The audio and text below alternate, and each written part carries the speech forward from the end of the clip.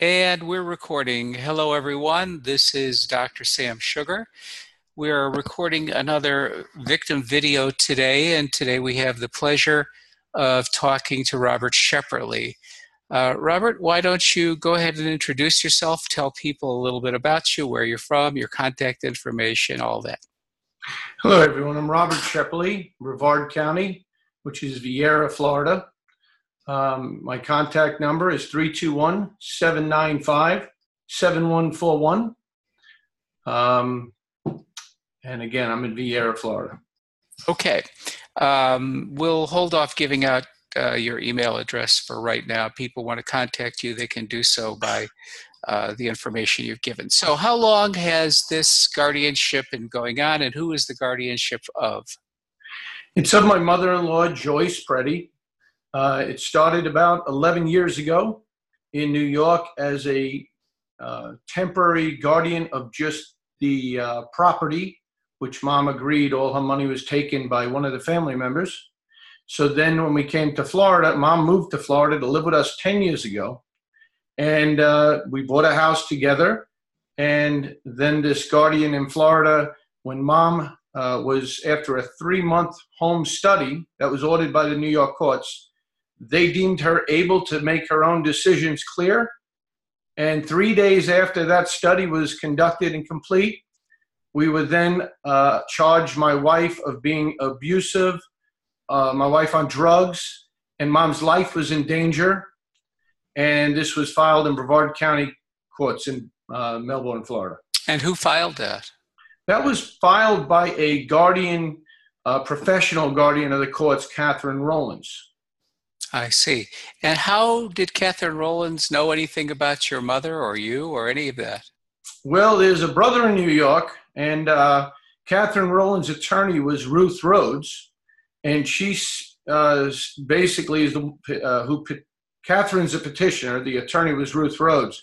Ruth Rhodes claimed to the Florida bar on my complaint that she never represented William Preddy, the son, which when we went to court the first hearing, the only person, Catherine wouldn't know anything about us. So she was a stranger to us.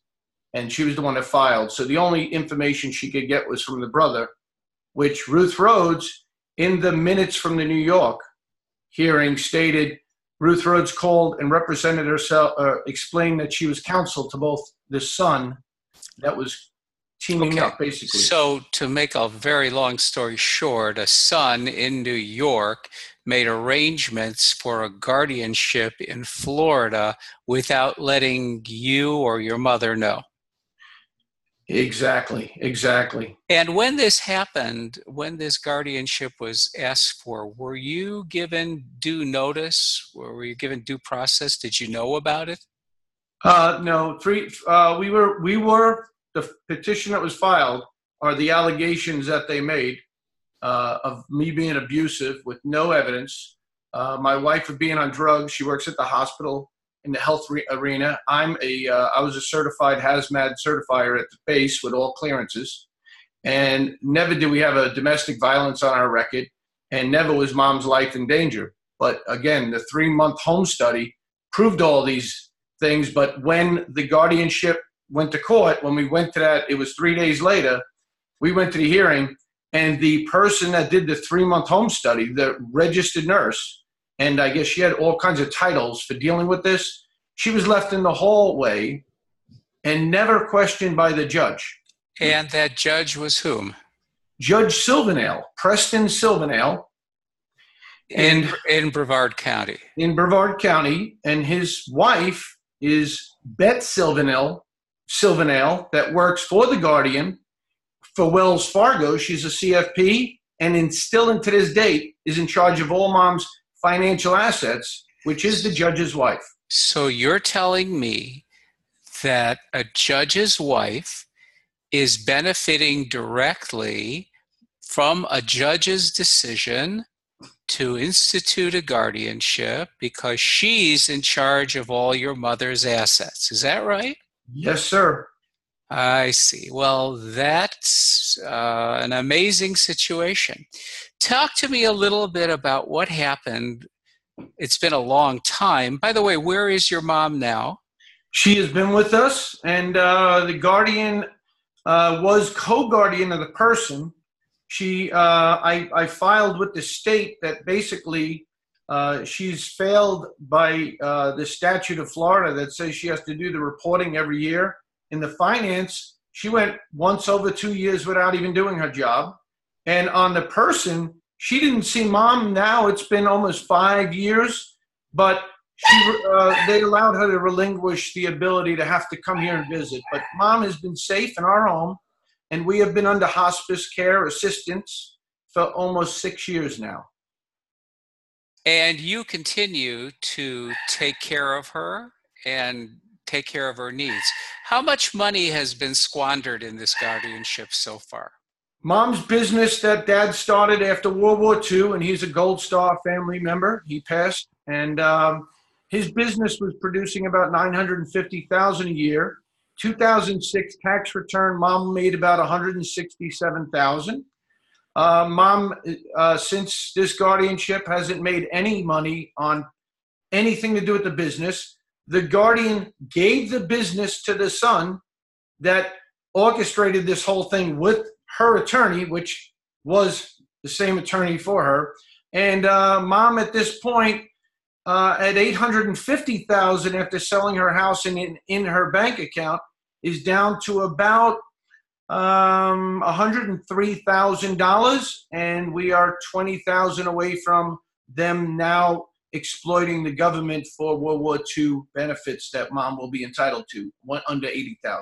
So a woman who was very self-sufficient, who could afford to do whatever she wanted to do, is on the verge of becoming a Medicaid recipient so that taxpayers like me, can pay for her care when it was never necessary. Tell me how much of that money has gone to the guardians and lawyers? Well, I'd say over half. And then you look at the loss of her business, which dad left in his will to his beloved wife, everything, and she got nothing. So when you incorporate everything, you're talking probably about $2 million. And the guardian and her lawyer in the first 3 months billed $46,000 together. And when I put the bills together and highlighted each and every conversation, almost half of them did not line up. And when I brought this to the judge's attention, he discarded everything I said, didn't want to look into it, and gave them every dollar they asked for in 3 months, $46,000. And that billing has continued, I presume, even though the guardian has never seen your mother in years and hasn't filled out her guardianship responsibilities to the state of completing reports in a timely fashion. Is that right? Yes, sir. And if we are to make any squabble, any interruptions in that, even to ask for a Hoya lift, we purchased for $2,400. The Hoya lift cost over $3,000 in attorney fees. So since then, my wife and I haven't asked for anything to give them any reason to go to court. So we have been able to, and my wife and I manage many hours every evening. We do not hire caregivers. We basically do as much as we can on our own to make the money last.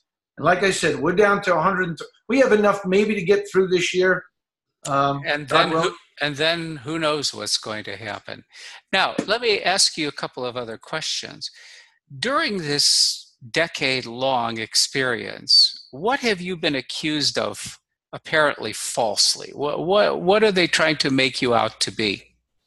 Well, when it started, to actually ask someone that served this country, and I'm a disabled vet, to say, and at that time, my clearance was enough to be the hazmat certifier for both Patrick and Cape Canaveral Air Force Station. They literally, to say that I'm abusive in a marriage, I've been married 34 years, and my wife of being on drugs and mom's life in danger. So a person's life is in danger. They haven't showed much concern of coming to the home or even looking into her. So obviously everything was false pretense. And again, ignoring that 3-month home study from day one, it's nothing more than a racketeer. But I did notify every line of chain of command, from Children Family Services to FDLE, to the FBI. I have the FBI, 2 agents come here. Well, when I went to their office, the name of this guardian, her company, is on the same directory in the Melbourne FBI office. I have reported this to Tampa. They have yet to respond to my complaint. And now I was told from Donald Trump's office, I called twice. I got an answer both times, which I have yet to get an answer from Governor Scott's or Pam Bundy's office, which I've tried numerous times. So if I could put this in perspective, you're a person who has served this country with distinction. Yes, sir. Yet you were attacked and vilified. Why? Just for the money? Just so they can get their hands on the money. And I'd like to share a story that just happened real quick. I'd like to share that another husband and wife, 62 years of marriage, was attacked by the same person using the attorney my wife and I hired to protect us from. He was her attorney on these both people that she attacked. And the two of them put this person out of contact with the only daughter in California and granddaughter. I was able to reunite them, and they literally went back on a plane to their family and got out of the guardianship once they heard I videotaped the reuniting of this daughter with her parents. And they definitely knew who they were. They knew that they had over $500,000 taken out of their accounts, and they were basically taken hostage from their home. And their dear friend of 37 years witnessed her writing a check for $17,000 just for the first month that her husband and her were held captive. Did your mom have advance directives? Yes, she did. My wife was the power of attorney, health proxy, and executor. Their attorney of 62 years that they trusted, that did Dad's will prior to him passing, that attorney is still practicing. I spoke to him last week, and he just cannot believe, and I won't use the words how he said, the people in Florida are ignoring the documents he prepared for his client so many years ago, and how they can get away with this he just doesn't have words for it. And those documents were presented to the court, I presume. Yes, sir. What was the excuse that the judge used to ignore them or negate them? They literally, in the first hearing when this all happened, went into closed doors without any of us. The attorneys. The ex parte business. They all went in but without us. They left us in the hallway. We had a character witness, the pastor of our church. We had the professional RN that did the 3-month home study. We all were in the hallway. They had their meeting and then brought us back in. And basically, I felt everything they decided was already decided. Tell me the impact this has had on your marriage and on your family. Well, with the VA, and I'll share this, it's very personal, my wife and I have a service dog assigned to me for the last 4 years. I don't like medication. I don't like anything that takes control of me in that way. I like to be in control of myself. My wife and I have gone to group therapy on our marriage. It's been a struggle across the board. I'm thankful my health and my wife's health is still intact. But you know what? Our priority is to keep my word to the hero that my father-in-law was in World War II. And I told him I would take care of Mom and she'd never go in a home. And I will keep that promise, even if my wife has to quit her job come the end of next year if Mom's still here. If you could speak to the person in charge of guardianship, we know there's no such person, but if you could say something to the people who run this system in the state of Florida, and as you know, it's not just the state of Florida, it's everywhere in the country, what would you say to the person in charge? I'd say shame on them for not doing their due diligence to protect people in the United States of America. These are POWs in our own country, being held against their will, robbed of their life savings. And you know, if you were to go after Social Security disability, they will appoint a doctor to do a full evaluation of you. They will research and make sure before they give the taxpayers money to a disabled person. But here is a person that has nobody protecting them, nobody looking out for the best interests of this so-called ward. Okay, they're prisoners, and that's what they are. And shame on the people for not stepping up and protecting the Americans that protected their country and the rights that my father-in-law fought for. That's very well said. You may be hearing from some people who might be in a position to try to help you. What kind of assistance could anyone offer you at this point? Because your case is pretty far along, and I can just see by all the papers around you, you've been notifying anybody you can think of. Sir, they trusted me to be an inspector in the military and a Rex Riley Award recipient for 4 years. I worked on the President's plane, Prince Charles. I am very detailed. I'm very honorable.